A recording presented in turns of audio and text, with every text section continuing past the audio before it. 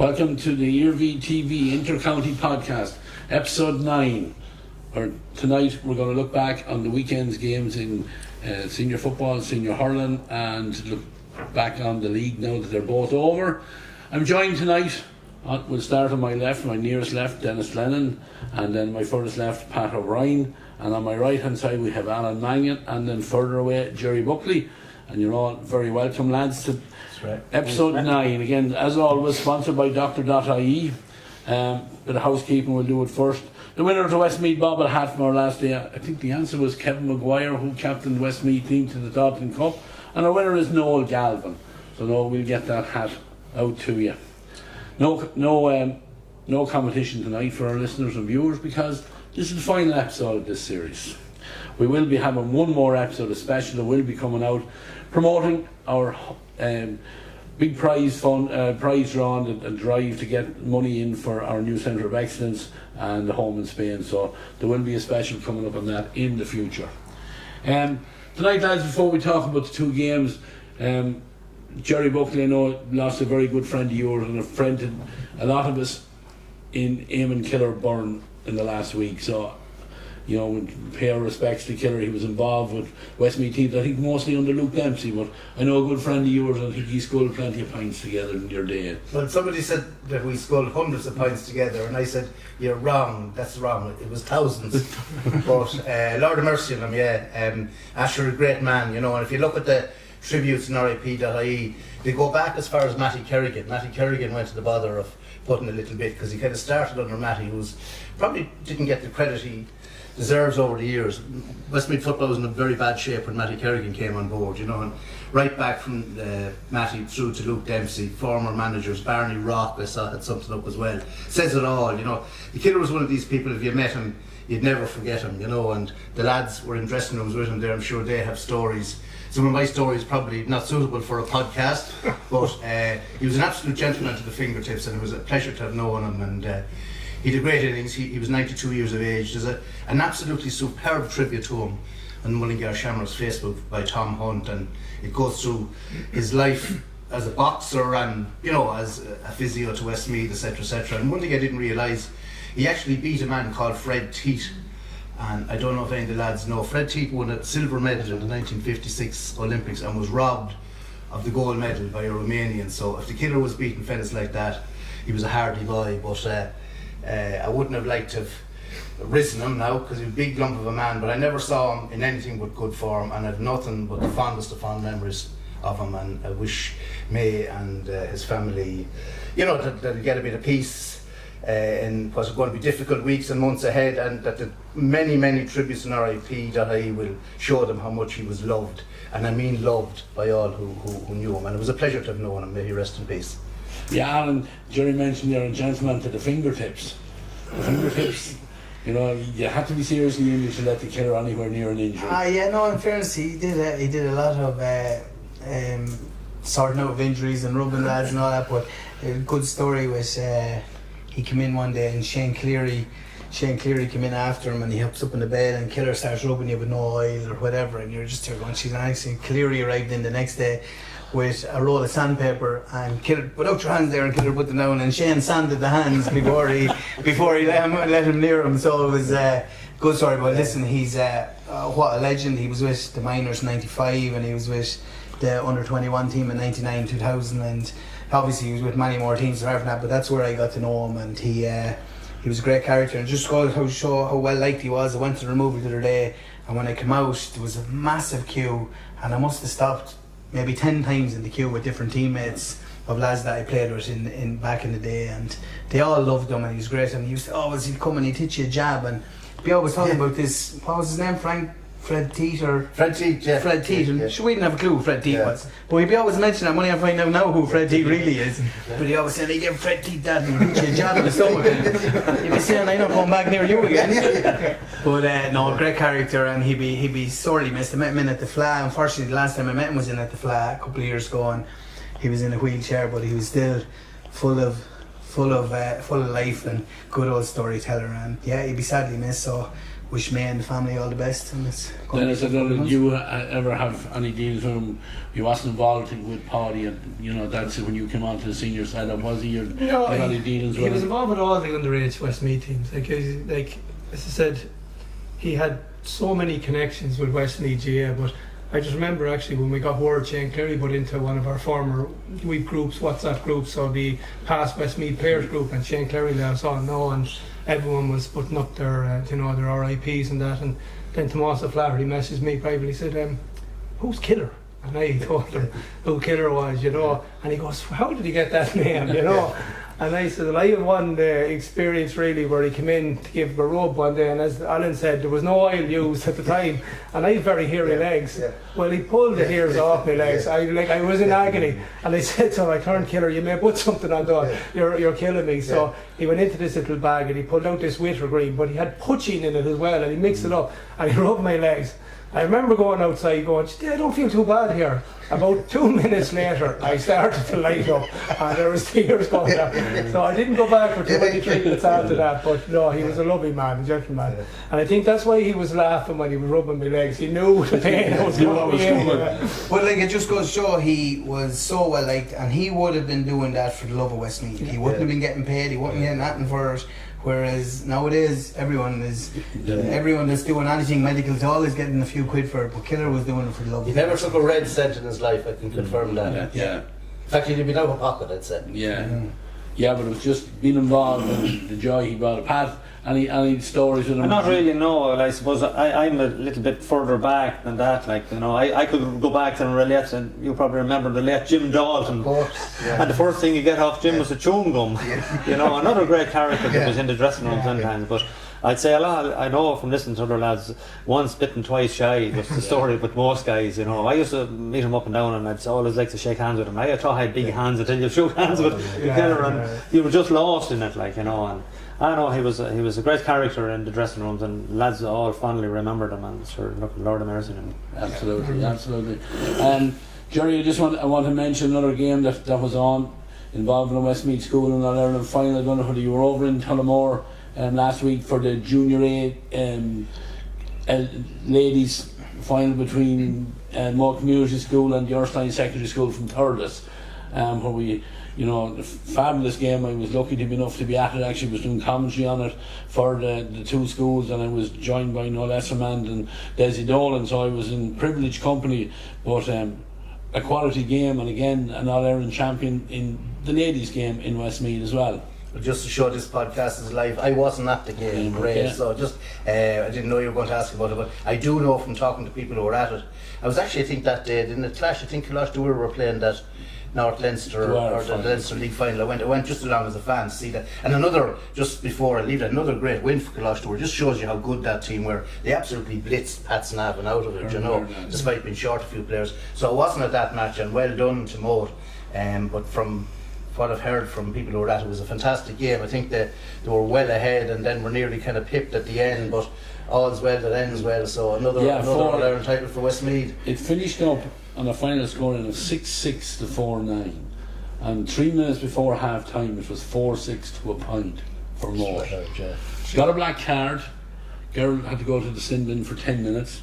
In the 3 minutes before half time, the Erskine got a goal and a point with the one player advantage, and they totally dominated with the wind in the second half and hit the top of the crossbar, went over the bar, and Moat had to defend and lay it free to actually win the game, to get the cup. But a great occasion was, I think, 500 students from the Carnlight there, or from that Carnlight, slip of the tongue there, from the Moat Community School there, and big crowd up from Tipperary as well, buses all over the place, great atmosphere at it, like a cracking game. Well, massive credit has to go to that school, because I think that's the second or third one that they've played in. They've played in a couple of Leinster finals anyway, so obviously the work that they're doing at grassroots level in the school is paying dividends now, because they're very, very good. And even the men's football team is probably overperformed, you could say, this year and getting to a Leinster semi-final. Obviously the ladies are flying as well, so fair play to the school. Yeah, absolutely. But another title, Coláiste were here, Mullingar got the Leinster title, didn't get an All-Ireland, but it was great to see,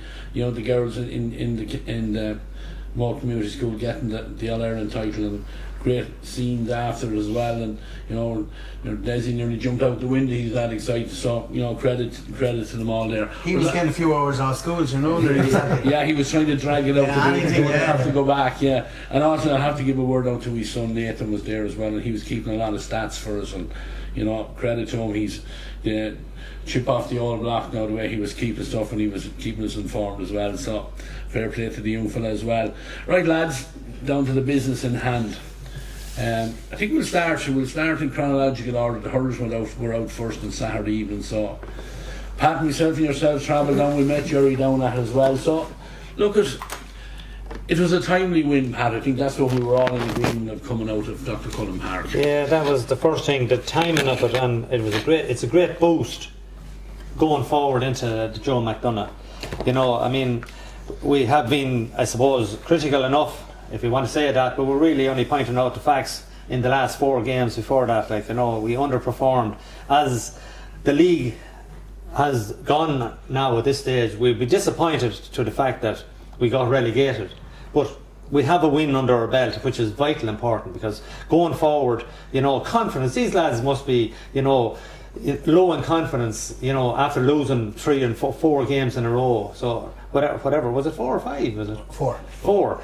So a win at this stage, it's a timely boost, and they were well merited. They hurled well. From the word go, they had that bit of intensity, and they had a little bit more understanding of what they were doing. You could see more structure. The backs were winning the ball, and they were let that in that bit quicker than they had been in previous games. So they isolated, I suppose, David and Niall inside, and David Williams then drifted out a little bit to the half-hour line, more or less kind of playing alongside Killian. And that bit of space was there, and they utilised it and played the ball off fast and coming back in. So 10 minutes had gone, we were 1-3 on the board to no score, and we were completely in control. Now then, of course, a few mistakes were created, and it ended up they got a goal and a point, which kind of brought back. They were saying, "Oh, Jenny, are we going to these things? Will the heads drop?" But in fairness, they didn't.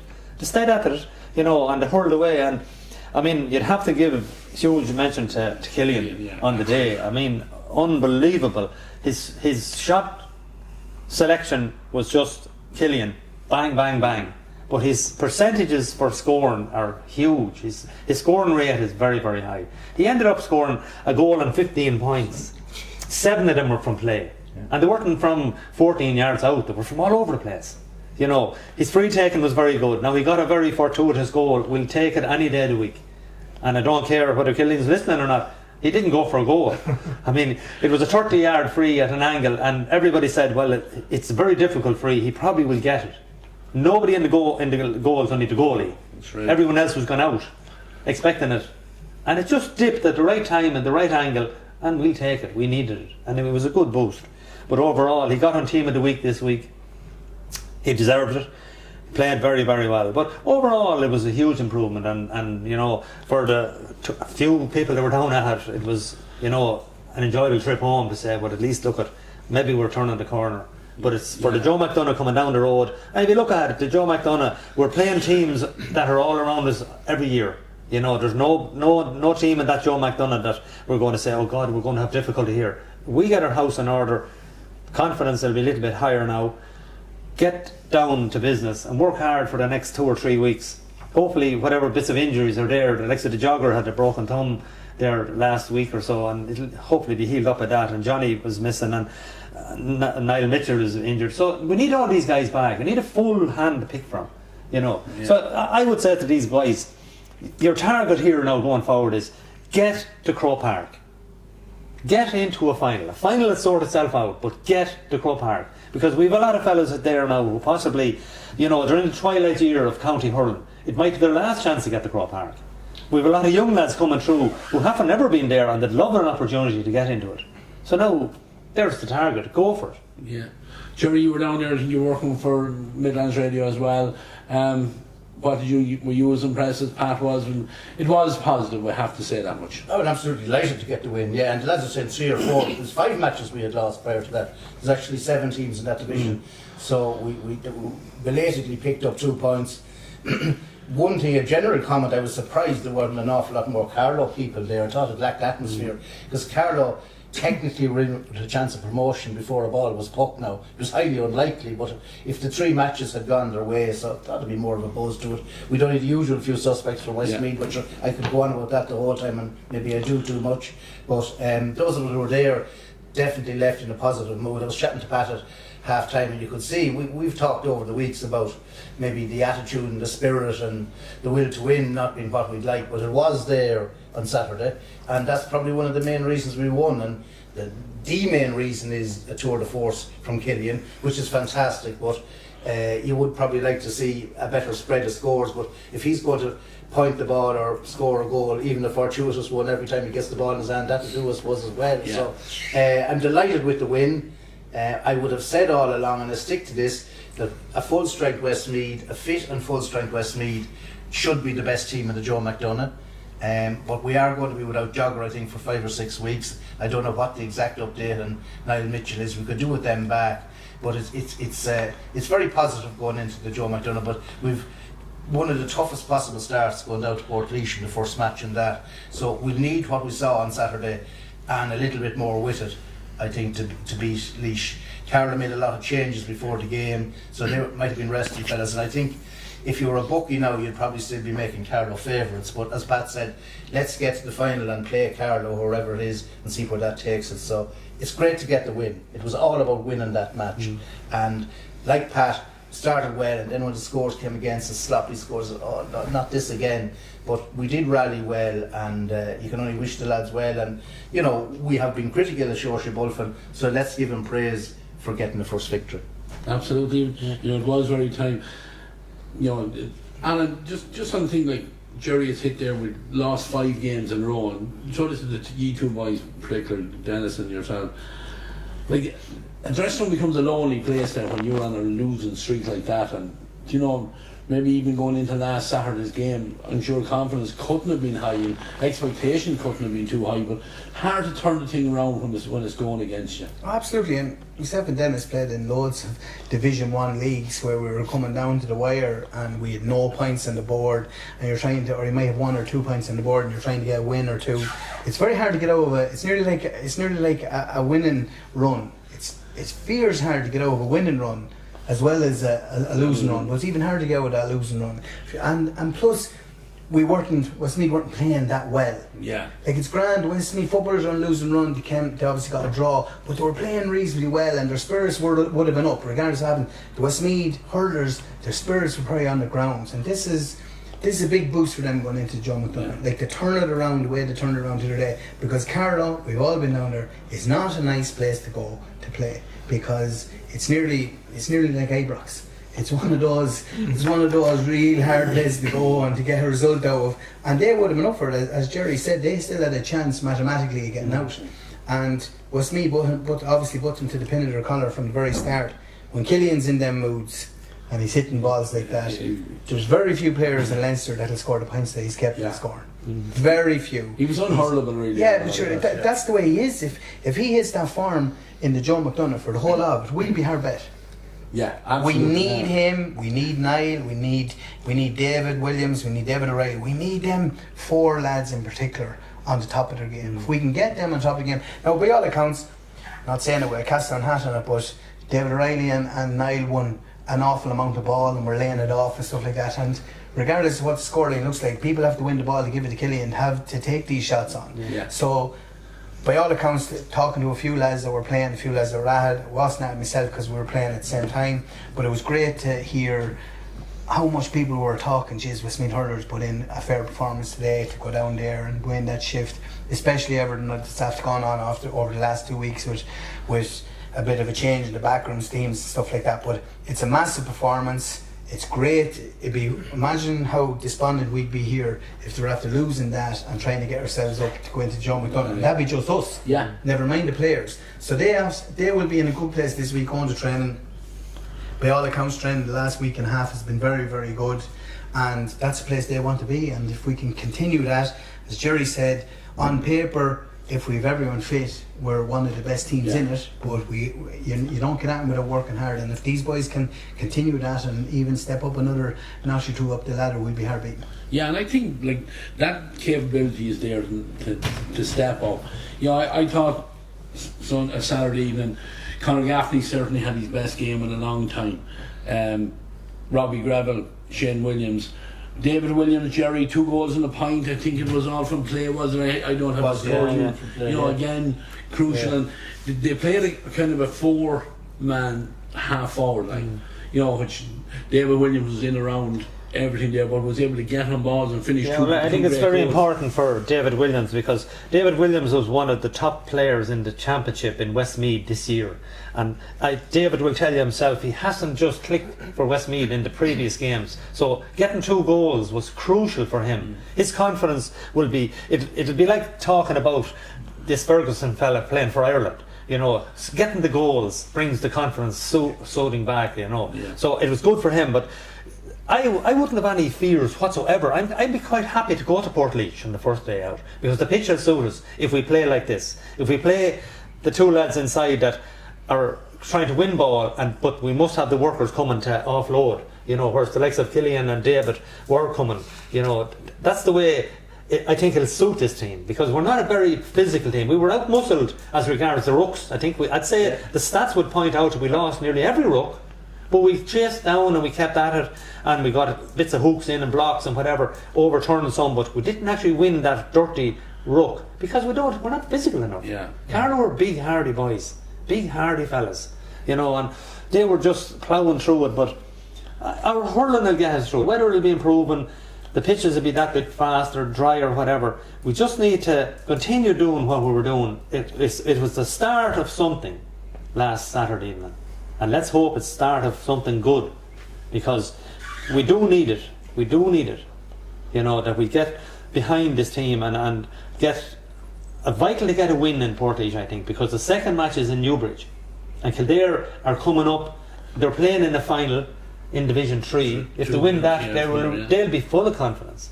You know, so Newbridge never was an easy place to go.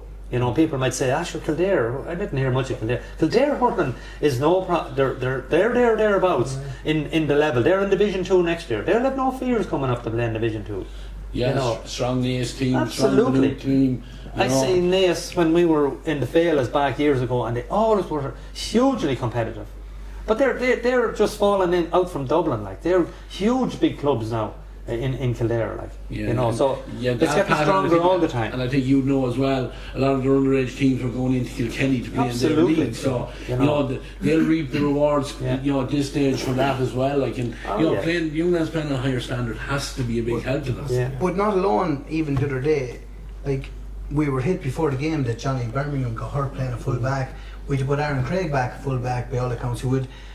I'm a long time going to watch Westmeath playing hurling, and I don't think I've ever seen Craig in full back. And he handled himself reasonably well in there. And good to see Joey Boyle back. Hadn't played much hurling in the league this year because of injury. He's only back from a serious injury, so it's good to see him getting minutes in his legs as well. So it's positive. Yeah, and look, we need everyone. That's the one thing I think, you know. Well, you see, the Joe McDonough is a tight competition. Like, there's not too much space. You know, you play Laois, the following week you play in Newbridge, then you have 2 weeks and you're playing again, and then you have another week. So the 4 games come in 5 weeks, like. So you need a panel, you know, you need everybody. And only 2 teams get out. Well, that's it. You need, realistically, you can't. If you were to say, well, do we need to win every match? Maybe not, but you cannot afford to. One is the most you can drop.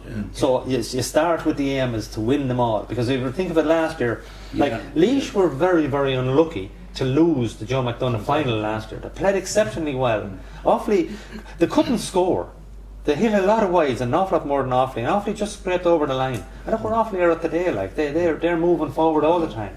Now Laois are in no great place at the moment. They got a bad hammering again from Dublin, you know, and realistically they didn't show anything to be fearful here in Mullingar. We just were underperformed. And we've highlighted that. Yeah, look, I think it's fair to say at this stage we're going to go into a McDonough campaign more in hope than, you know, expectation, I would say. But, like, you know, I'm sure, you know, we've been critical of that management side, you know, after some of their games in the league. They now have a chance to get a bit of fitness work done. I thought they looked, Pat, and I think Jerry, you'll probably agree, they definitely looked a lot hungrier and sharper on Saturday. And with another 3 weeks before, I think is it Easter Sunday, I think Easter Saturday, I think it's the first, 20th of April is the game. So they'll have a chance now to get in a good block of work, of fitness work in, and be ready to go for a McDonagh. And like as Pat says, have a cut at it. Oh, absolutely. I'm sure, like Pat's after mentioning, he probably mentioned 4 or 5 players that I'm not retiring them here, but they might not play next year. So this could be a last hurrah for some lads, not saying a load of lads, and like you're not going to get an opportunity. You don't get opportunities to play in an All-Ireland final at the grade that you're at too often. And they have a chance now to put their shoulders to the wheel over the next 2 or 3 weeks, get themselves up to a standard of fitness that they're going to get there. They're obviously way fitter now than they were at the start of the league. Even matches will bring you on to that. But if they can get a block of work in and start hurling the way that Westmeath are able to hurl, playing 2 and 4.5 hurling, you need, if there's 2 lads inside, they need lads coming off them, because you're going to be possibly another lad sitting in front of you. You're going to be winning ball. You need, but we couldn't have 2 better lads than David Williams and Killian Doyle coming off them, because if they get a half a yard at all, it's going to be scored. Yeah. And as Pat said, David may maybe not have hadn't been hitting the heights that he hit last year, but last Saturday he's after coming up a couple of rungs in that ladder now, and we need him to be at his very, very best if we're going to win it. Yeah, I looked at a tape there during the week there for Westmeath played Tipperary last year in the league below, and David Williams was outstanding that day. You know, and it was about Tipperary looked to be head and shoulders above us, but we hung in there, and in the latter stages, about 10 minutes to go, I think it was 3:19 to 3:15.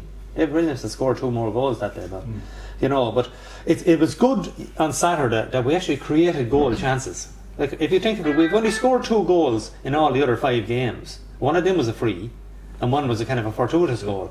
But we actually scored, like I know we got a fortuitous one yesterday, but we got 2 other good goals. We should have had, I suppose, 2 more goals with opportunities were there. Like even Niall had an opportunity that was very well created, and he said to me, he said he had it scored before he got the ball, that kind of a way. You know, it's just he got the ball bobbled away and that was it. But we're creating them. So it's more important to be creating them than not creating them. So at least it gives us that bit of more belief, you know, that we can go for it.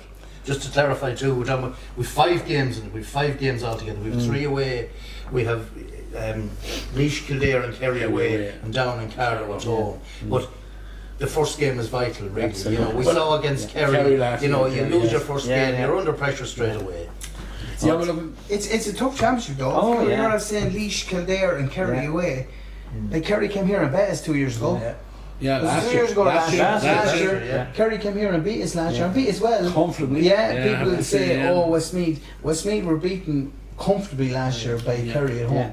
Now, down through the years, the couple of years I was involved with them, and obviously other lads are involved more so than I was, but we seem to play Kerry better away than we do at home. I don't think I've ever went to Austin Stacks Park and lost against them. You know. No, we seem to play better, so we're probably better off that they're away than them coming up here. But at the same time, the first 2 matches are vital. Absolutely. If you can get 2 wins in that, you can sit there then, you can pan out the next 3 games, and like there's no better feeling than winning matches. Like if you keep winning matches and you get yourself into like Laois didn't help. Sorry, Lance, but Laois didn't help themselves last year, coming to Mullingar and getting beaten in the last game before they went to Croke Park. They came, played half a team, brought on another half of the lads that let off, and they went into the game against Offaly after losing their last game. There's nothing better than winning matches. Sorry. No, and that's what I was saying there. That's why I think Saturday's game, the victory, was very important, because when you're on a run of losing 5 games in a row, mentally that can take its toll,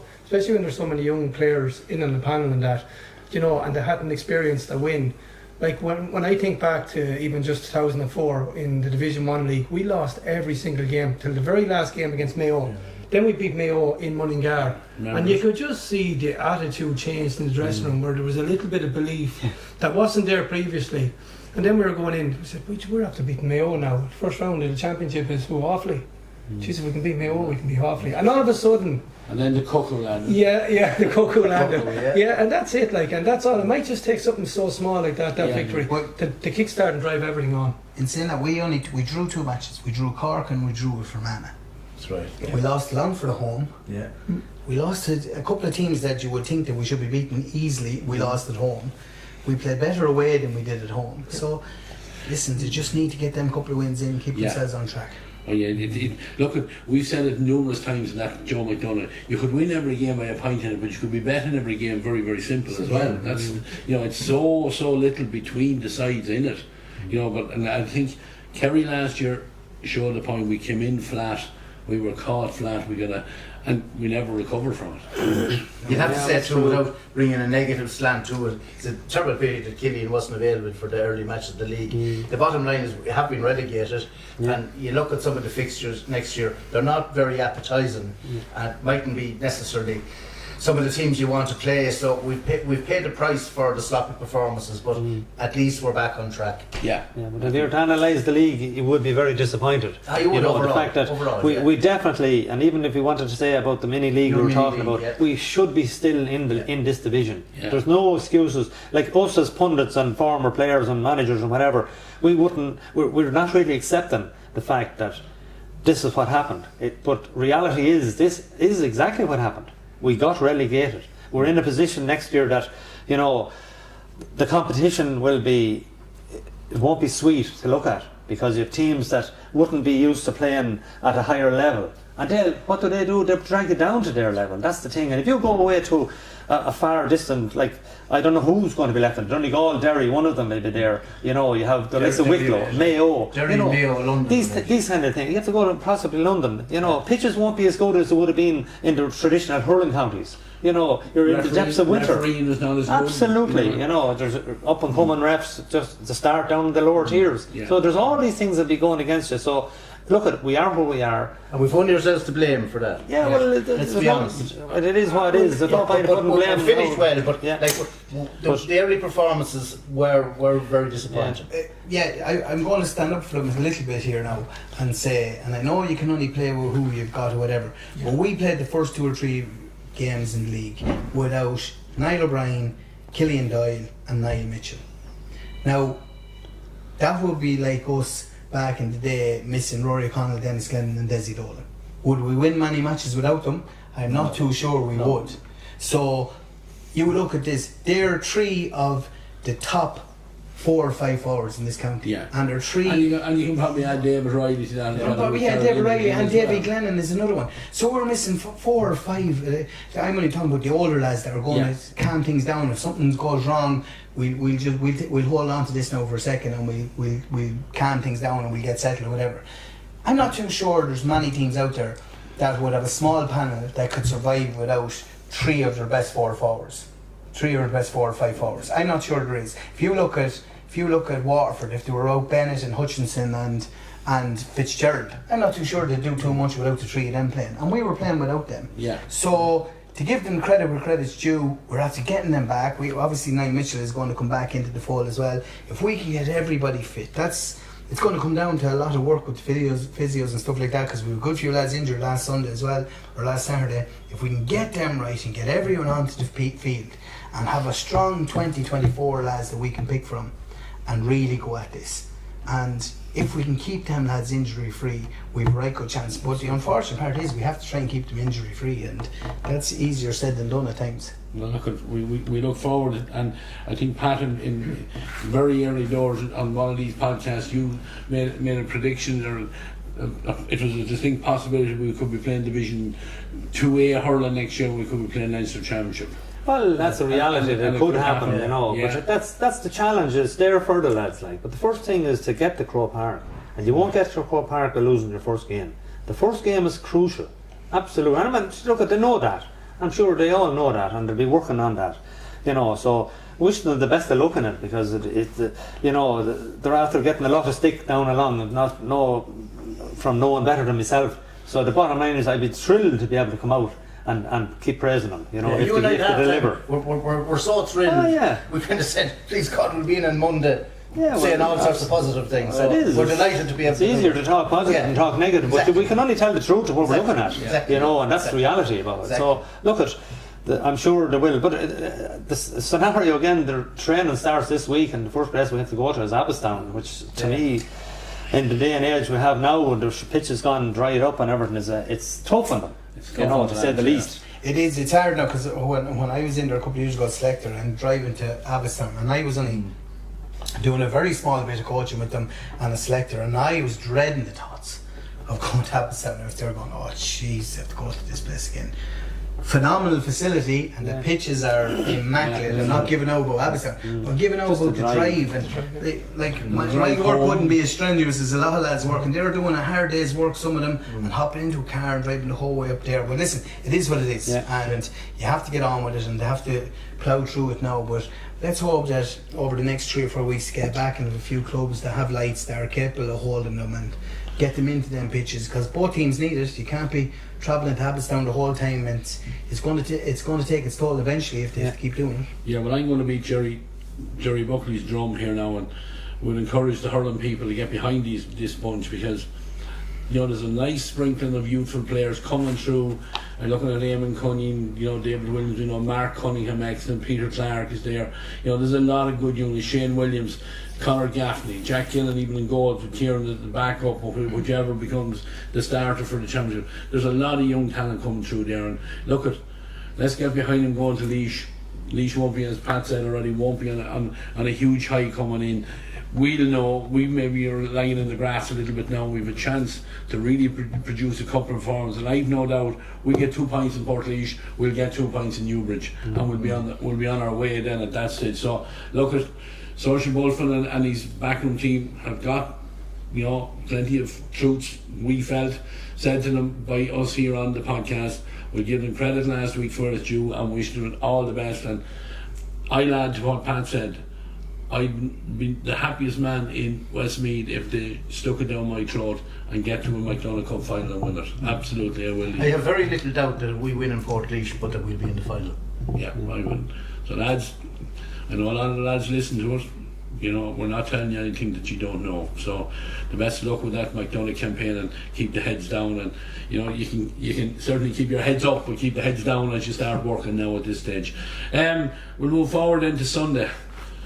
I know we've been giving good credit to the footballers and the way they've been going on, but I suppose at the same stage, you know, as Pat has already said, the reality is we're relegated back to Division 3 as well. But again, it was nice to get our first point on Sunday.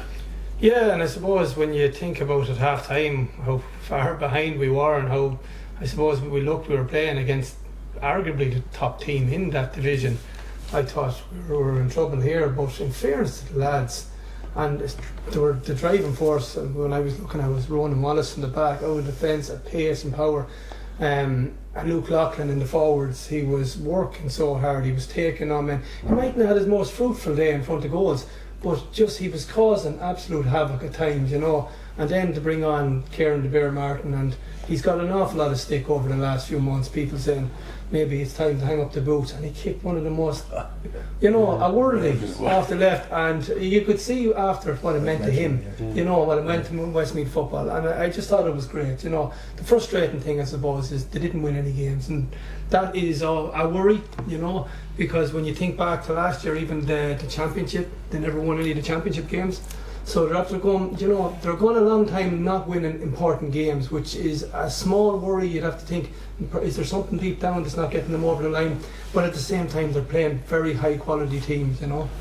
Alan, you see the game on Sunday, but it was nice to get, you know, to be coming out, I suppose, and getting a little bit of luck at the end, at the buzzer at the end, or the hooter at the end as well, when we didn't really know what was going to happen. Okay, well, we didn't win the game, but at the same time, it's the first time this year that the tables had turned, that we got something out of a game. And it happened to us opposite in 3 of the games that we had played. The total opposite happened to us. And unfortunately, it was us that ended up losing the game because of it. But you'd have to give Masquerade, I've been on this podcast a few times and I've given them great credit. I would have to say, for a 15-minute period in the first half, the other day, it was the worst I've seen us playing in a long time. They just, for the 2 goals, we just let them waltz through us. The second goal in particular, I couldn't believe that we didn't get a hand on someone to even, and then it was hand passed across, and you had a lad standing on the 6-yard line just palming a ball into the net. Like, nothing the goalkeeper could do. We're playing with a goalie that's not an actual out-and-out goalkeeper. Nothing he could do about either of the goals. First one was a rocket, to be fair. But I'd have to say that for that 10-minute period, we just fell asleep. When I was there, I was saying to the lads, we're going to fold here now, I'd say. But to their credit, they didn't fold. And as Dennis said, I'd say Luke Loughlin is just an absolute nightmare to mark. Because not alone is he showing for the ball and winning his own ball and taking you on all the time, when you get the ball off him, he's absolutely hounding you to get it back. And in fairness, that's what they're painting their old picture onto the thing here, that's what they all do now. They're all following suit. If your best player is doing that, well then you have to turn around and say, geez, if he's doing it, I may do it. And it's filtering down to all these younger lads. Like, we're playing with a very, very young team here. Like, I'd say on paper we're probably one of the youngest teams in the country with what we're playing with here in the minute. And when you're being led by Luke with the way that he works off the ball, I'm a firm believer is if you work harder off the ball than anyone else, you'll reap the rewards. This lad here got given out to by Paulie O'Shea at a training session one day, and he tore shreds off him. Sorry, no, I'm not hoping not embarrassing, but tore shreds off him in front of the whole place for not working hard enough. The following day, 4 dispossessions. Do you know what I mean? Set the tone for everyone else. But like, he was only a child coming into the setup, and this is what a lot of these young lads are doing. They're absolutely working their ass off to win the ball back when they're not in possession. And that's why I was disappointed for that 10 or 15 minute period in the first half of the day that they didn't do that. They just fell asleep, and I thought they were going to fall over. But Kieran Martin, I've been no more than Dennis said, like, no better man. He was never shying away from that shot. The minute the ball landed in his hands, he was having a go, because we needed a 2-pointer, and he was having a go, and I was absolutely delighted for him because he lives and breathes Westmeath. He's like no other man down through these. I say, is he 14, 15 years playing for Westmeath at this stage? Maybe more, 16. Yeah. Like, there's not too many lads with that longevity, and to come up with hunger, and we all saw how much it meant to him when the ball went over the bar. And it was great to get a result. Obviously not a win, but it was great to get a result, and nothing short of what these lads deserve. Yeah, Pat, you were in there as well again, and you were just saying the way the 2-pointers are now, you're nearly never have a game won, and yeah, it's the most fascinating part of the new rules. I really enjoy that part, because you could never say that you have the game won. You could never also say that you're out of it, because if you have the capabilities and you have 1 or 2 players that are prepared, number one, to have the shot. You look at a lot of the games on the television and there's lads with the ball and you say shoot, and they won't. But you must have these 1 or 2 players, that the Killians of football, if you want to say it, that are prepared to have the shot. Ray Canellan scored 3 in a row from 3 kicks in a row, and they were as good as left-footed pings I have ever seen. I was standing directly behind them, and they were peaches, and they weren't just barely in, they were perfect down the centre. You know, that gave us 6 points all of a sudden. You know, it brought us, we were 12 points down at one stage in the first half. It looked like curtains completely. Now the game was dragging and dead, and I felt sorry for the goalie, because he was saying, lads, if I kick it out to you, there's number 9 is catching everything. And in fairness to him, any time he stood over the ball and went short, he found his man.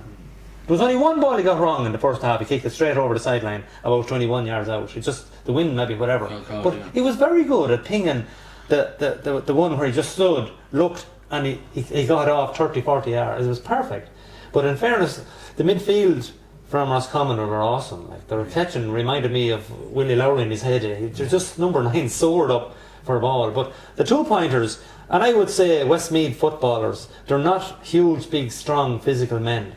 But if they work hard enough on their shooting, especially around the arc area, you have the likes of Luke, you have the likes of Ray Canellan, you know, Wallace Ronan comes up, he's well able to kick. You know, they're the guys you want to have. I always say to young lads, or even adults, senior teams, get the ball to your shooters. Give it to the shooter, because he lives and dines on kicking it over, shooting it over. Yeah, so, but I suppose we spend a lot of years getting it into John Heston, and we don't have that option there anymore. But you know, there's lads stepping to the mark, like even Sam McCartan kicked a glorious 45 yesterday into the breeze. You know, crucial time to just keeping us. You know, like, I have to agree with everything Pat said. There was 10 minutes in that first half, and you know, I felt the same thing for Conor McCormack. Was down behind his goals, and you looked out and there was nothing on the Roscommon press and press and press. He cutting the option short. If he was forced to go down, they were winning it. And you know, he made one, and I have to say he made one brilliant save. Absolutely. Now, other people might say he redeemed his own mistake, but my God, you know, whether he's a natural goalkeeper or not, he made a fabulous save and I think he went out for a 45 and they kicked it wide. So you know, he got away with it. But you know, these young lads, you know, we're ending up with the same results as our hurlers as such, but yet I suppose it's the effort that they're putting in is why I suppose we're happy with the performances from them. Yeah, it's funny the way it all worked out. Like Down were relegated on 6 points, which is astonishing. We were talking about all the draws we might have got and wins we might have got, so it's shocking to see Down relegated on 6 points, and same two teams who come up going down in a jiffy. But you just mentioned 45s, and I'm glad you brought that up. The famous day we beat Meath almost 10 years ago now, Paul Sherry lobbed over 2 45s early in that second half when we were playing catch up. We had 3 45s yesterday and we scored all 3 of them. We've missed a lot of 45s. I was delighted to see them going over the bar. I was really delighted about that. But yeah, we were a bit cleaned out at midfield. But Enda Smith's an all-star 2 years ago, and the guy beside him, Doyle, isn't it? Keith Doyle, an outstanding player. But I was very worried. The one thing I was fearful, I said it to a few lads before the game, the one thing we can't afford to happen today is get a bad beating. And after 25 minutes, let's call a spade a spade. That's what looked on the cards. So they deserve enormous credit for coming back. You know, Lady Luck, the famous rub of the relic. We got the rub of the relic. I don't know, as Dermot McCabe said afterwards, he's sick of talking about the Hooter. The Hooter is the first question after every match. Did the Hooter go or did it not go? But what I did like was, and we did the same in Down, with the amended rule now, we got a point just before half-time in Newry and just before half-time yesterday when we played on after the Hooter. And obviously there was an element of luck to it. I don't know whether the Hooter had gone or not, but if anyone deserved a bit of luck, it was that Westmeath team. And like Kieran Martin's point, Sacred Heart of Kieran Kilkenny or Conor O'Callaghan kicked that, it'll be highlights in the news. But I was looking just before I came out, they happened to show a little bit about the league finals, and they showed the 2 Roscommon goals again, and I squirmed looking at them. So let's call a spade for all the improvements and all the hard luck stories. We are going to have to tighten up in defence, there's no doubt at all about that, because we're letting in big totals. And I know Kildare in Newbridge, they were under a bit of pressure yesterday, but you know, we can't afford to have another first 25 minutes like we had yesterday, or I think we'll be in trouble against Kildare. But overall, any bit of luck we got, we certainly deserved it. But I think it was just ironic that Down ended up relegated with 6 points. Our 1 looks very measly in it, but we deserved a bit of luck, and I've an awful lot of positives to say from that campaign. A few young lads, like Matthew Whitaker now has established himself in the team. Very, very good player, really outstanding player. Maybe doesn't get the credit he deserves. Young team, and I have to say, I think Dermot McCabe has made a great fist of the cards, the deck of cards he's been handed, and let's hope the little bit of luck we got yesterday extends to the championship, because there is conceivably a path to a Leinster final there if we play to our best. I'm going to ask you two boys here now beside me, especially your involved in management, and even Pat and Dennis mostly. Someone said to me we've the best scoring record, I think, in all the 32 counties, but we've the worst defensive record. What, in your opinion, can be tweaked to? You definitely need to get a hold of midfield. I think midfield is a big problem for Westmeath at the moment. I know Ray kicked 3 points and did 3 good scores, but they were out in midfield. They really were, and that's the game is controlled from there. Like I think back to when Westmeath had good strong teams, we had Rory O'Connell, David Shots in midfield, and they controlled the game. And the work rate, everything comes from there, you know. And I think if we can kind of get a hold more around there, we will start to, you know, if we have the ball, they don't have the ball, obviously. Yeah. And if we're not winning that primary possession around the middle, well, then we're chasing games. And that's been the biggest problem I've seen the last day as well. Like from watching it, like the midfield were at, and you alluded to it. You said the same thing, and it was fairly obvious to see. But once we kind of got a little bit of a grasp around, and we started, as I said, Ronan Wallace and these boys driving up forward, going, we'll open up most teams. We've great kickers like Luke Loughlin. This 2-point kicking suits him. He could kick from anywhere. You know, McCartan, McCartan does it. He's doing it for the last number of years. And probably doesn't get the credit he deserves for it because he's been doing it with Lomans as well. Everyone's watching John Hez and Ronan O'Toole, and here's McCartan coming up kicking points, 2 or 3 points every Sam, game. now you're talking Sam, about. Sam, I think for me it's the midfield. It just has to improve.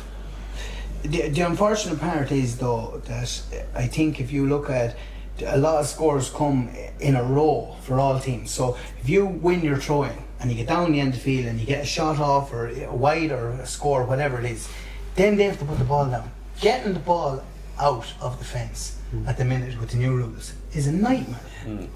Because that arc, no matter what anyone thinks, if you're standing in there putting the ball down, that arc looks like it's a mile away.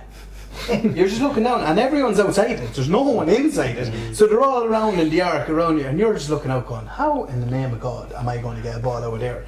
And then the next thing is you're just kicking a 50-50. If Rory O'Connell and David O'Shaughnessy are around now and you could push Ray Kennellan up into the half forward line, we'd be close to unbeatable. Because them two boys for years got us out of more trouble when we were just talking. Gary Conlon just put the ball down, he'd go back 15 yards and he would boot this up as far as he could go, and 9 times out of 10 if they didn't catch it, they won it. The ball broke down and they were 2 big oxygen. The first part is we can't make people any bigger. Kennellan, I felt sorry for him yesterday. I know number 9 was very, very good now, but every kick out we tried to hit him with. So he must be the fittest man in the country, because every time we take a kick out that goes long, we're trying to put it down on him. And he's working and working and working. He was really, really good from open play. When he gets the ball, like them 3 scores as Pat alluded earlier on, were just outrageous.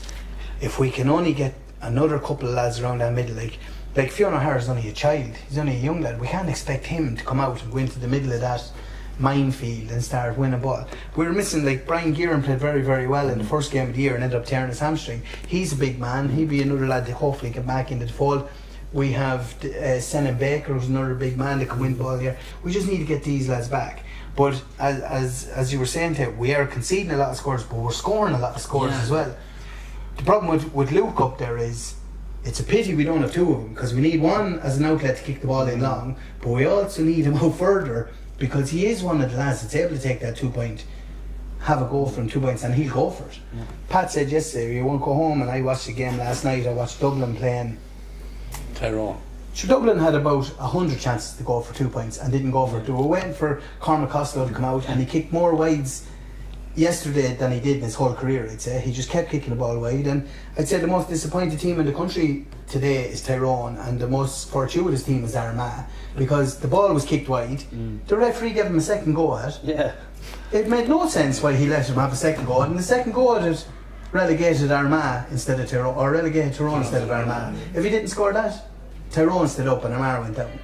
So the 2 point is just vital, and we need to get our shooters out there. And if we, like, fairness, we have to get. I'd be very, like, new rules for the goalie, but the goalie's a good kicker of the ball. If we can get him up the field, he should be having a go. Like at least 6 or 7 occasions this year in the league in QC Park where he got the ball at the top of that D and he didn't, or top of the arc, and he didn't have a go. So if he's going to come up that far, there's no point in coming up unless you're going to have a go. But as yesterday he didn't. Neither goalies. That's changed. The goalies don't come up now. That's changed with the tweak, isn't it? But still the real good ones are coming up. Like Morgan came up. It just means a back has to step back and let him go forward. It didn't happen yesterday. Like neither Roscommon or the Offaly goalie found himself as the furthest man up the field yesterday at one stage to kick the high ball into him, where they were trying to find him. He was in full forward. So, like with the 4 men back, you have to have 4 back. So say I was the goalie and I went forward and Jerry stayed back, well then if the ball breaks down, the new rule is going to say, right, whoever's not marking someone shuffles back into the goal until the goalie gets there. You can still cover it that way. Like you don't want, there's some lads in Westmeath we don't want going forward. I'm not going to name them, but we don't want them going forward and shooting. But Conor McCormick would be one lad that you could say he scores quite a lot for his club, so if we can get him up there, it would be an advantage. Like Morgan is, sure, apart from being the best goalie in the country, in everything that he does between kickouts and saving balls and high balls into square, he's phenomenal on the ball. So I think it's still a bonus if we can get McCormick up the field a bit more. And I'd say with the new rules and the championship coming around the corner, you're going to see the old style of the goalie kicking this ball 50 yards out every time, because everyone's going to press up. There's going to be no short stuff. So all the bigger counties have these huge big giants in the middle of the field. You know, there are more clubs, there are more picks, whatever. We obviously don't have enough of clubs, I suppose, maybe producing big lads to catch the ball like that. So we'd probably have to work some other little strategy along the way. Because once we get the ball, we're very good. You know, we're lower to the ground and we're very energetic, we're fast, our passing is good, our movement is good. And even Luke spent a lot of time in the second half in the half back line yesterday. He was unbelievable. He was all over the place. Like, and when the final whistle went, he was in front of us and he just collapsed on the ground. The poor lad wasn't hardly able to.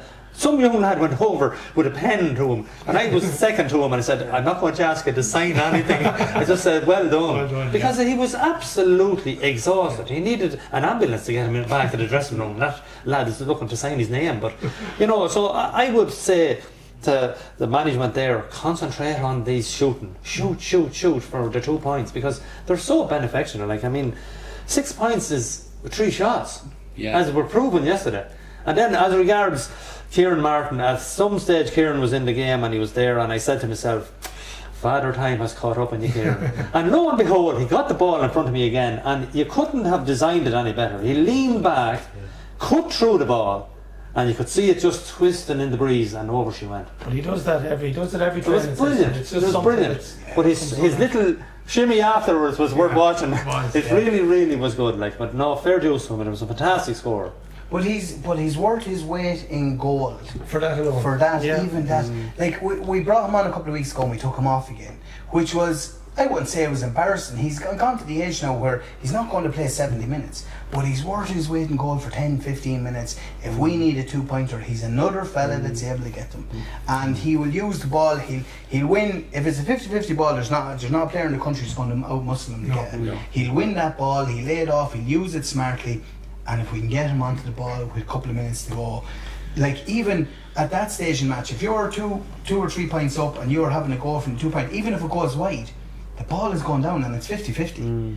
If you can get that ball behind that tee and their goalie kicking it out and put a big press on, it's going to be very hard. But I can't understand looking at some of these teams and they're still letting short kickouts go to the corner back, and you're thinking, like, the whole new rule is supposed to stop this. So I don't know, but you'd have to say that it's a tough route to a Leinster final, but it's very, very doable with the way that we're playing. And like, Kildare are not covering themselves in a major amount of glory at the minute. They struggled across Antrim at times yesterday. They got beaten by Offaly the week before. It's not a place that I'd be afraid to go to, and I don't think this Westmeath team, there's that much youth in it, sure. They wouldn't know really, this place is going to be hard to go to, because they might never gone there before. So they're going to go with a freshness there that's going to say, listen, let's go and have a go at these.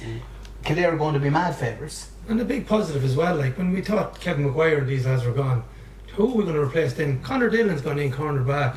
I thought he's been outstanding. Absolutely, all through the league. Do you know? And even young Whittaker, like, he does not get the credit he deserves. He's a fabulous footballer. Fabulous. But we lost John Heslin to retirement, James Dolan to retirement, and Kevin Maguire to retirement. But then you look at, we're missing, who haven't retired, Ron O'Toole, David Lynch and Sam McCartan. Them three lads. Sam Duncan. Sam Duncan. So there are 3 lads that, if we got them 3 lads back for a couple of more years, like this game at the minute would suit David Lynch down to the ground. Because it's all about pace and running and fitness, and there's not, when this lad's at home and he's really, really fit, there isn't a fitter player in the country than him. And Sam McCartan or Peter Clark, maybe. Sam Duncan the same. He's an absolute machine. And Ron O'Toole, sure, the rules are made for him, because he's good booting them. He's well able for these 2-point shots as well, and he'll be able to move the ball a little bit quicker because there won't be mass defence in front of him. Can I just say, Ray, maybe just the 2 lads who are former star forwards, we mentioned this a few weeks back, and I don't want to be bringing negativity into it, but we have been spurning goal chances, and the same happened yesterday. Now, Dermot McCabe was asked about it after the game, and he said he kind of encouraged lads to go for goals rather than take the handy-fisted points. But in a tight game, and it's not naming names, again we had a couple of goal chances yesterday, What did the lads think? I mean, they've played at this level. You've only a split second to decide whether to take your handy point or try and manufacture a goal. But goals could win some of these games. Some of the games that we didn't win, goals might have won them for us. What do the lads think? Well, I think like when we were playing, there wasn't a 2-point option. So like a fisted point meant a lot more back then. Whereas now, a fisted point could be kind of rolled out fairly quickly if a lad kicks a 2-point play. Yeah. So I suppose if you get in that close now, you would be kind of enthusiastic about having a goal chance, because it can be an awful difference. Like my view when I was playing, and I got in around goals, and if there was a goalie there and it looked like this is 60-40, I was fisting over the bar, and I suppose I got a lot of stick over the years for doing it, but I even smiled there when you talked about fisting points. But the way I looked at it back then is, for every point I get, it takes 2 to beat it, Whereas now, like, it takes one shot to beat it. Yeah, well, that's what I'm saying. You're back there exactly. Should have kept the 4-pointing for the goal, I wonder. I think there's a lot of goals being scored. To be fair, I'd say we've more goals in this league than we've had in the last 5 or 6 years. But should the 4-point, was it worth? I thought that might have been worth trying. Maybe it's hard on you. Listen, in my opinion, and I think in all my years whenever Westmeath, they only fisted one ball over the bar. The rest of them, if they didn't have a goal, just had a goal. Okay. And but it depends. If you're coming in along the end line and there's a goalie and there's a defender coming across, it's just impossible to go for a goal, because goalies are that good now. Like we go down to training session with Gary Condon. You could take 40 shots on him. You might score 2 goals. Like will be hitting off his knee or something. Oh, be hitting off something, and then he'd be giving out to you for hitting him or something like that. But like, he was that good. Yeah, you couldn't get a ball by him. So I'm presuming, I'm only talking about Gary now, I'm presuming that an awful lot of inter-county goalies are that good. Like a lot of people around the country now wouldn't know who Gary Condon was, but I guarantee that everyone that played against him knows who he is, because he was that good. But you're coming in along the end line and Gary's there's no way you're getting that ball by him, so a fisted option. But if you're coming in and you have an angle and you have 2 sides to go for, I would always say if you have a shot to that side or a shot to this side, always go for your ball, because you mightn't get hit again for another option. Also as well, Jerry, like the confidence wouldn't have been overly high as well. That's true. And you have to remember, coming in, take the score, get the confidence up, and Yeah, I think in Jury we butchered the one in the second half. We ended up with a 45 out that we kicked over the bar, but it was a great chance. It was a great chance, and when it just closed in on and again, I'm not going to name the players that were involved, but it comes with your stature though, Ray, as well. It's like when Dennis came into the scene first with Westmeath and he was in 1-on-1 with the goalie, he's only playing his first or second game, he's going to hand pass that ball over the bar and get back out again and go again. But if you put the ball in Desi Dolan's hands 5, 6 or 7 years into his career, he's not going for a point, he's just going for a goal, and that's it. And same with Luke, you put the ball in Luke's hand, he's going for that goal. Regardless of what happens, I'm going for this, and that's just it. But you put the ball into Danny McCartan's hand, who's a young lad only coming onto the scene for the first year really. I know he was on and off it a bit last year, but he's going to say, geez, I need to take a score, settle myself down, let's go again. It's horses for courses. And I think, look at, there's periods in games, and a game can be finely balanced where a tip over the power point, you're 3 up and put you 4 up. You're 4 up and you're 4 down, it brings you back to a 1-score game. That, I think there's times when the fisted ball, the easy option, let's call it, is worthwhile, because as Dennis says, it takes 2. Well, it used to take 2 to back down to beat it. I've often given out to him coming back out. Why in the name of God did you not go for a goal? And 2 of us jogging back out with him giving out to me giving out to him, and off we go again. It's forgotten about 10 seconds later and off we go again. But what I liked about this full group of Westmeath players now is we're really starting to get a little bit of depth into a panel. Now there's one other player you didn't mention him there, Alan, and he's back I think in training now as well, and he's going to be a midfielder. And it mightn't take you that too long to work out who I'm talking about. If I said he played John Delaney. he'll come back and then he'll give an option. And I think we shouldn't just dismiss Fionn O'Hara either. He caught a couple of great balls yesterday as well at crucial times, and Jerry, you've told us often enough about him at underage level. He was a fabulous talent as an underage It will player. take him time to adjust to this level of football. But that's all I was saying about Fiona O'Hara is he's going to be the future of Westmeath. Yeah, absolutely. If we can keep him, like, he's after missing lots of years between rugby and Aussie rules. He's been gone out of the game for 4 or 5 years probably. Yeah. He's going to be the future for us. But we can't put the ball down the tee and lurry every ball out on top of him. It's not fair on the young lad to be doing that. But Jonathan Lynham's going to come back in. Like, he's a big ox of a man that's just going to win his fair share. I wouldn't know Jonathan Lynham at all, personally. I know him from looking at him. And at times you'd say, "Jeez, what's he thinking?" But then you go and you watch him and you keep watching him. The amount of work he gets through is second to none. Like the county final last year, he was outrageous. In the first game, drawn match, he absolutely put in a performance like no other. And if we can head him back into this, that can only be a massive help. Now I'm delighted. He came back, he's training a week and a half at this stage, and they didn't throw him in the other day. No. They trusted these lads that they've gone with already. And as Pat said about the hurling a couple of weeks ago, you have to play with what you've got at the minute. And that's what Westmeath hurlers were doing. And in fairness to the Westmeath footballers, they didn't resort to, "Oh, let's throw this lad in at the deep end now and see if we can get one."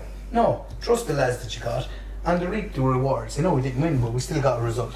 Yeah, Dermot McCabe mentioned him, and he also said that Senan Baker is very close to being back. He'd be certainly an addition in the forward line as well. And he has a huge kick of a football. Yeah, he has, yeah. He's a lad of great potential, Senan Baker. He's gone off the radar a little bit now. There isn't much talk about him because he was injured, but again, Senan Baker 3-4 years ago was as good as that in his age group in Leinster, in my opinion. Yeah. Well, look, lads, we've had some very depressing podcasts, let's be honest about it, because we called it through. Well, we felt what our opinion was, you know, it wasn't good looking and good viewing or whatever, but I think at the end of the league, right, relegations are a lot, but at the same time, I think we've a bit of optimism going forward anyway, both in hurling and football. You know, if, you know, we get the rub of that relic in both courts, we could go a long way. I think our footballers certainly, I think, have a great chance of progressing. I think you could easily have a carbon copy of what happened to you guys in 2004, you know, where, you know, to get something now, right, they were relegated, but they will still have taken great confidence from this now going forward, getting ready for Kildare. Our hurling team as well, they've been down. Remember, like, the hiding they got on their last outing and to turn around against the odds, and I don't care what Cara put out, Westmeath had to play what was there, and they performed very well. And I think that should give that group a boost going forward as well. So look, I think we should be optimistic for both champions going forward. Quick word before we finish up as well tonight, lads, we are on Intercounty teams. Our 220 squads out again this week. Footballers in the Faithful Fields on Wednesday night against Offaly, and our hurlers here in TG Cusick Park on Saturday against Antrim. Now I don't know whether anyone is familiar with that. What I would worry about a little for our under 20 hurlers is we've no one on the senior team, Pat. No one, well, you know, where we had them last year, we just don't seem to have a batch. That's true. Well, in one sense, that might be no harm either, because they're united together and they have been working away together. Because we often hear this scenario of managers looking for this fella and the other manager doesn't want to release him, and then it's vice versa, and the young lad is caught between two stools. So at the moment, the under 20s are with Jody Murray there, and he has them under his guidance for the last, I suppose, couple of months. Now I don't know, I think they played Offaly the other day and it didn't just go favourably for them, and it wasn't Offaly's strongest outfit, so that didn't bear well. I actually don't know who his key men would be at this very moment. You know, it'd be interesting to see on Saturday, you know, what team is laid out first of all, and their attitude and how they perform. But I know that Dara Egerton is with them, and if Dara brings anything of his own attribute on the field to the dressing room, they will not want from effort and desire and passion and all that. And Jody is no different. Jody down the years has been, you know, very, very passionate about the game, and he was a great striving at underage in Castlepollard, and he's plenty of experience with teams and clubs and all over. So Barry Kennedy in there as well. Barry's with them also. Well, I mean, I had Barry back a long time ago, and he was absolutely top class, and he never lost that enthusiasm for it. Like, he's a great man. He's always on the terrace. You know, he's encouraging all the time. So look, we wish them the best. Hopefully they get off to a winning start. So that's all we can say at the moment. To be fair, they would have a management team that most senior squads, between the coaches that he has and himself, most senior squads would love to have. Like Barry, like himself, Jody's been around the block. He knows night from day. Let me tell you, he knows what to do. He's going to get the best out of these lads. And then Darragh Egerton and Barry Kenny. I don't know who else is with him. John Malloy from Loughlin. John Malloy as well.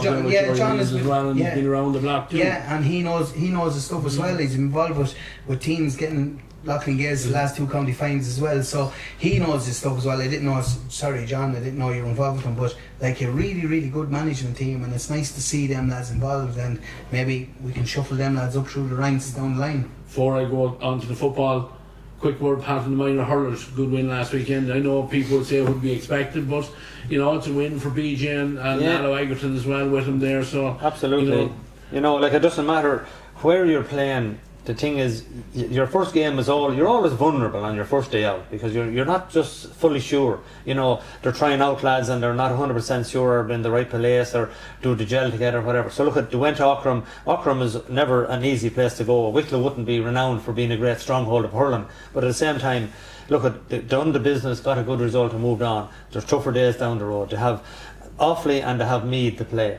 Very surprisingly, Meath almost pipped Offaly in Borough, only for 2 late goals by Offaly.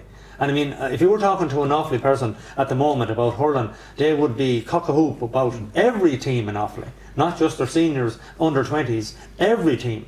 So Meath to go to Borough tells me that, well, Westmeath better be on their top guard and performing, because we have them here in the park in the next game, but Meath also have a game against Wicklow next week, so they'll have 2 games under their belt, we've just the 1. So look, it was good to win, but there'll be tougher days ahead. And the Meath match, and Meath love playing Westmeath, no matter what it is. What it is, they bring the best out of them. Yeah, we've seen it last year in the under 20s. Absolutely. Well, and under 20 footballers, a man you're well familiar with as well, Kenny McKinley coming in there, taking over from Damien Gavin, had a long stint with the under 20, so new management in there as well. Again, I don't know whether you know anything about the players that's there.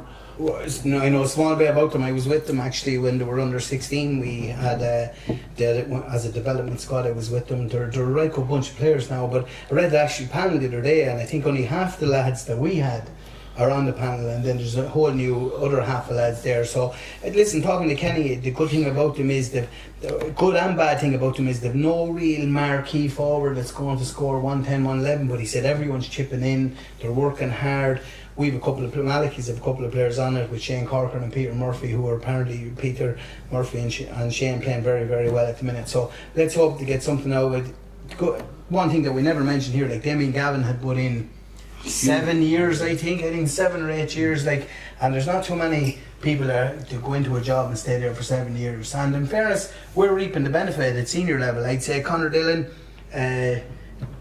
David Giles, I'd say Sam McCartan, Joe Moran, Fiona O'Hara, Matthew Whittaker, Breen Cooney, Danny McCartan, Brandon Kelly. They've all come through his hands and his coach's hands, and he's obviously done a really, really good job, because them lads are really performing at senior level now. So the work that Damien has done, but no better man to come in after him. Kenny will be extremely organised, loves Westmeath, has been there at underage level in particular and at senior level, and has done it. So let's hope we can go to Offaly. I know Offaly went down and played Cork in a challenge a couple of weeks ago and got a bit of a trimming down there, and so I'm hoping that maybe Offaly Carton is quite as good as they think they might are, and we might be able to get a result tomorrow night. Is it tomorrow night? Wednesday night in again, nice opportunity under the lights there for a crowd to go over there and see can we lower the faithful's colours in that one as well.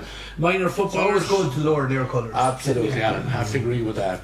Minor footballers, Dickie Gagan over that squad, they must be out very short. I think they've a difficult draw on the minor champions. They have a very difficult draw. I have it on my phone over there now, but the good thing, I think they're a very tough group, but a group of 4, but I think 3 come out. The third team comes out into a preliminary qualifier, so preliminary quarterfinal, so it mightn't be as daunting as it seems. I don't know a lot about them, frankly.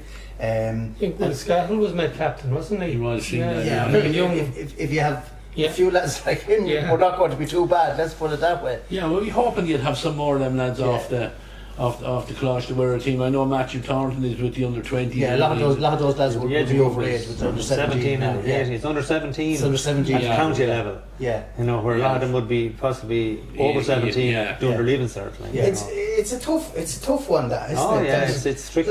Like we're losing out here in Westmeath. Really, like we can't play 18-year-olds. Yeah. We can't play 18-year-olds in the senior championship. Okay. And that's fine, I'm okay with that, I'm not going to argue with anyone about that. But at the same time, the good 18-year-old, the really good 18-year-old that's not capable of breaking into an under-20 squad, what has he got? He is club hurling and football for one age group, and that's it. Because the under-20 doesn't be played at the end of the year in a lot of places. Okay, so them lads are training away for one match a week. Like they're 18 years of age. They should be able to play 2 matches at a weekend. When we were 18, we've often done it. When we were 17, 18, you could be playing 3 or 4 matches a week. Like what was Niall doing when you were managing the seniors and the under 20s? Like Niall could have been playing 3 matches a week. Did him no harm. I just think that they're a little bit in limbo. What I think should happen is the intercounty level should go back to under 18 and don't let under 18s play, or bring everything back to under 17 and let 18-year-olds bring the championship here back to under 17 and let the 18-year-olds, because of fixtures, let the 18-year-olds play with the adult teams. Well, Alan, that's a whole Yes, we're open. We're on the last of our other podcasts. Maybe at a later stage we'll get to talk about that one. But look at that, we're going to finish up here now. We're done on our series of podcasts. We were to review all the leagues, start with the league and finish with the league. So we're now out of it, as I said already. One competition ends, minor under 20 championship starts, senior championships for both our county teams coming up in 4 to 5 weeks time. As I said, this is number 9 of our podcast. I want to thank all our guests that have been on the podcast over the 9 weeks. Some of them not here tonight, couldn't be here, whatever, due to various issues. But we want to thank everyone that has contributed to it. We hope our viewers enjoyed what we brought to it. We tried to promote the game, we tried to tell it. You know, there's people around this table that speak things how they see it, and you know, no fault. It's only an opinion at the end of the day, and you know, that's all we are. As I say, a podcast is the 5 of us here. The only thing that's not here tonight is a pint on the table, and we'll be talking about what happened yesterday. That's all it is. Guys are ex-players and they know maybe a little bit more than the ordinary Joe on the street, or at least we think they do anyway. But we thank them for opinion. We hope no one takes any offence from anything that was said here at any of our podcasts. There is one more podcast to be aired.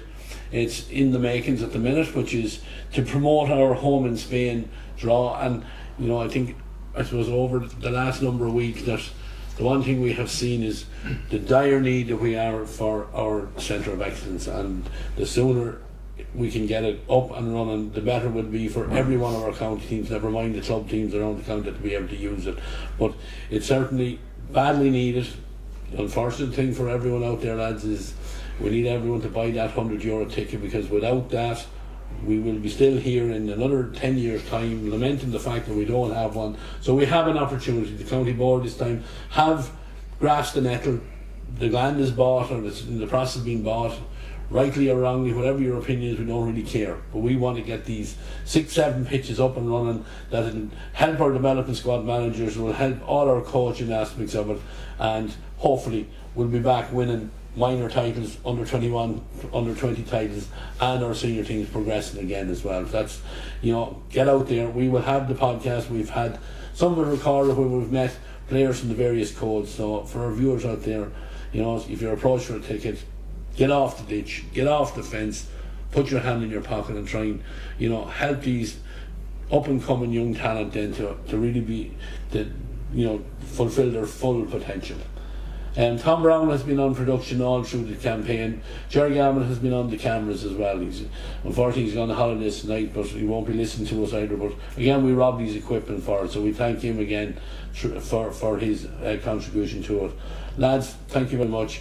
And to all our viewers out there, thanks for enjoying it. We got plenty of feedback, and we get it on the street. People are you know, happy with the product that we have. We thank you for watching us. look at us again this week. We'll be on all your platforms for wherever you listen to your Spotify's or your Facebooks or whatever. We are live, and we're going to finish here. We also finally want to thank Kieran Clark and the staff here for giving us the use of his premises as well. So thanks to Clark's Bar as well. From myself, Ray Gavin, it's goodbye.